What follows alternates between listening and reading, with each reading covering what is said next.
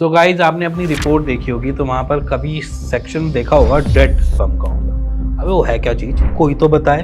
Dead हो कैसे जाते हैं, मैं तो सही बनाता हूँ बट डेड कैसे हो जाते हैं। तो सिंपली डेड स्पर्म काउंट हर एक रिपोर्ट में जरूर मिलेगी, किसी की कम तो किसी की ज्यादा। कम है तो बढ़िया है, अगर ज्यादा है तो वो दिक्कत है। समझो कि जो डेड है वो बेसिकली हमेशा ही डेड रहेगा, उसकी मूवमेंट नहीं है। जब स्पर्म की मूवमेंट नहीं है तो वो मूव आगे तक नहीं कर पाएगा, जिसकी वजह से में फर्टिलिटी इश्यूज आ जाते हैं। क्योंकि बेसिकली डेड स्पर्म उन्हीं को बोला जाता है जिनके अंदर मूवमेंट ही नहीं है या फिर उनके पूरा स्ट्रक्चर ही नहीं है। मान लो कि स्पर्म आप इजैकुलेट करते हो और इजैकुलेट मिलियंस में करते हो, उसमें से 50% की रेशो मान के चलो डेड है, ठीक है। अब वो जो डेड है ना वो बाकियों का भी रास्ता रोकती है। वो कैसे, देखो अगर आपके पास भीड़ है, ठीक है, 100 ही लोग भाग रहे हो आप एक ही रेस में और आपके पास एक संकीर्ण रास्ता है, ठीक है। 100 में से 50 जो है उनका स्ट्रक्चर ढंग से बना नहीं, या वो ढंग से भागते नहीं है, या सही में वो सो जाते हैं, ठीक है,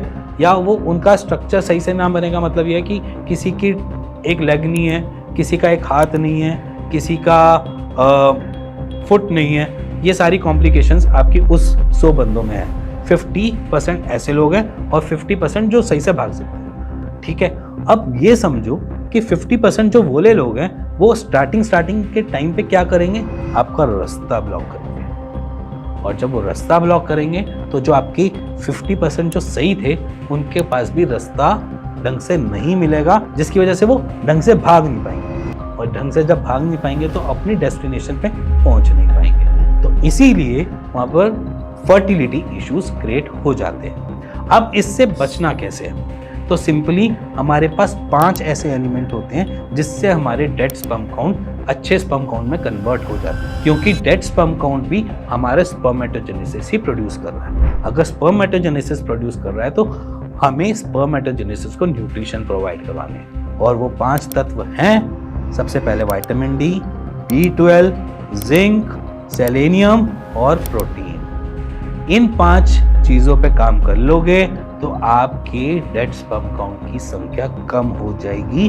और अच्छे स्पर्म काउंट की संख्या बढ़ जाएगी, जिसकी वजह से आपके कंसीव के चांसेस बढ़ जाएंगे। और कंसीव के चांसेस बढ़ जाएंगे तो आपको बेबी आराम से मिल जाएगा। इसी के साथ आपके अंदर कुछ क्वेश्चंस हैं, कुछ पूछना चाहते हो तो नीचे दिए हुए नंबर पे मुझसे बात कर सकते हो, मेरी टीम को कॉल कर सकते हो और उसका एक राइट सॉल्यूशन ले सकते हो। इसी के साथ मिलेंगे नेक्स्ट वीडियो में, तब तक के लिए नमस्कार।